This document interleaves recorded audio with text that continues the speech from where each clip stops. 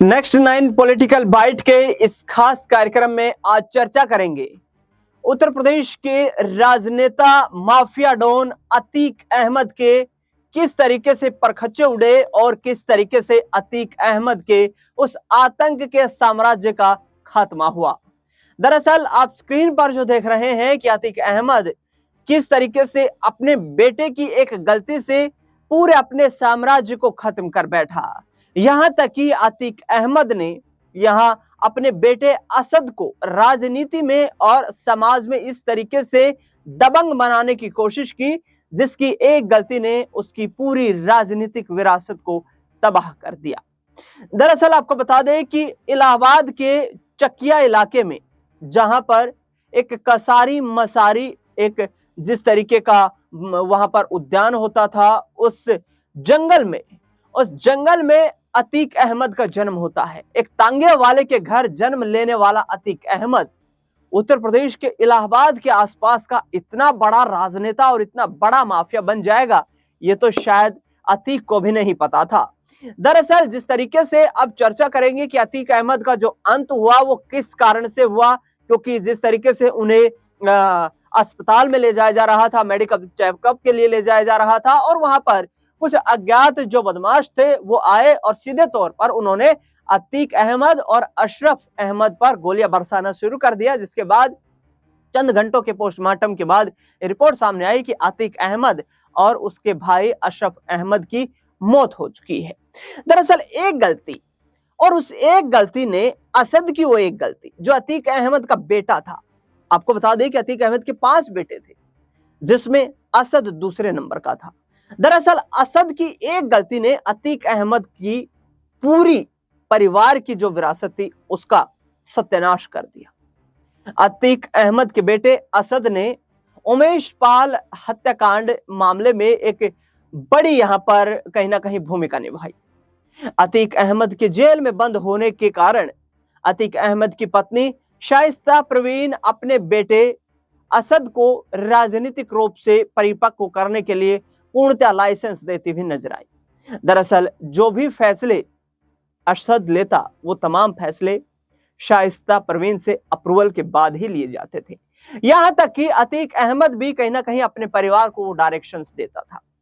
लेकिन जो राजू पाल जो बीएसपी के कैंडिडेट थे जिनको टिकट दिया गया, जिन्होंने अतीक अहमद के भाई अशरफ के खिलाफ चुनाव लड़ा और उस दौरान अतीक अहमद के गुर्गों ने जो हाल वहां पर राजू पाल का किया और उसके बाद जो उमेश पाल की हत्या हुई उसमें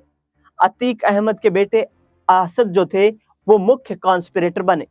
दरअसल आपको बता दें कि तमाम सिम कार्ड्स तमाम डिवाइसेस चेंज कर लेने के बावजूद भी एक छोटी सी गलती हुई असद से। असद ने गलती ये की कि उसके पास नेटफ्लिक्स जो कि एक वेबसाइट है, एक एप्लीकेशन है, उसका सब्सक्रिप्शन था और वो सब्सक्रिप्शन लगातार उस पर वो फिल्में देखता था, उस पर वो एंटरटेनमेंट की चीजें देखता था। जिस नेटफ्लिक्स के सब्सक्रिप्शन ने यहां पर असद को ये पाया कि वो उमेश पाल हत्याकांड मामले में मुख्य कॉन्स्पिरेटर है और उसे निपटाने का काम फिर उत्तर प्रदेश की योगी आदित्यनाथ पुलिस की स्पेशल टास्क फोर्स ने किया। दरअसल जिस तरीके से उसका एनकाउंटर किया गया जंगल में, जिस तरीके से वह लघु शंका करने के लिए पुलिस की गिरफ्त से कुछ दूर पहुंचा और उसके बाद पुलिस के यहाँ पर तमाम सूत्रों के हवाले से जो प्रशासन के जानकारियां सामने आई उसमें असद ने पुलिस से भागने का प्रयास किया और जिस दौरान पुलिस ने दनादन गोलियां दागकर असद का खात्मा कर दिया, असद का अंत हो गया। इस घटना ने अतीक अहमद को भी काफी झकझोर दिया था। दरअसल गुजरात की जेल में बंद अतीक अहमद को यह पता भी नहीं था कि उसका अंत इतना बुरा होगा कि मेडिकल चेकअप में जाते वक्त इलाहाबाद के ही इलाके में कुछ लोग उसे गोलियों से भून देंगे। कसारी मसारी कब्रिस्तान में अतीक अहमद को दफनाया गया, यानी कि अतीक अहमद के जीवन की शुरुआत, अतीक अहमद ने जो पहली सांस ली वो भी इस कसारी मसारी के जंगल में ही ली और हालांकि अतीक अहमद जिस वक्त उसकी मौत हुई उस दौरान तक अतीक अहमद का जो था वो कसारी मसारी का इलाका काफी विकसित कर लिया था। उसने काफी जमीनें लोगों की हड़प ली थी। अतीक अहमद के बारे में जानकार ये बताते हैं, लेखक ये बताते हैं कि अतीक अहमद एक राजनेता से भयंकर एक गुंडा था। अतीक अहमद हर किसी की जमीन को हड़पने, हर किसी को ठिकाने लगाने की प्लानिंग करता रहता था। अतीक अहमद ने उन दौरान की सरकारों का भी लाभ उठाया और करीब 150 मुकदमे ऐसे थे जो हत्या से जुड़े हुए मुकदमे थे, जिनमें आरोप अतीक अहमद पर लगे, लेकिन अतीक अहमद पर एक भी आरोप सही साबित नहीं हो पाया, क्योंकि उसका आतंक का गैंग इतना बड़ा था कि उस गैंग ने अतीक अहमद पर किसी भी तरीके की आंच आने से पहले ही उसको सुरक्षित कर लिया। दरअसल आपको बता दें कि शाइस्ता परवीन अब जो कि असद और अतीक अहमद की मौत के बाद से ही लगातार फरार चल रही है। वो वहां से मेयर का चुनाव लड़ रही थी इलाहाबाद से, और जिस तरीके से बहुजन समाज पार्टी से उन्हें टिकट मिली थी, उसका कहीं ना कहीं यहाँ पर अखिलेश यादव को भी एक बड़ा झटका लगा था, क्योंकि अखिलेश यादव के पास लगातार उस इलाके में अच्छी खासी मजबूत पकड़ थी। लेकिन मुलायम सिंह के सक्रिय राजनीति में दूर होते ही अखिलेश यादव ने भी अतीक अहमद से दूरियां बनाना शुरू कर दिया था, क्योंकि अतीक अहमद की जो कार्यशैली थी वो अखिलेश यादव को पसंद नहीं थी। दरअसल आपको बता दें कि दो बेटे अतीक अहमद के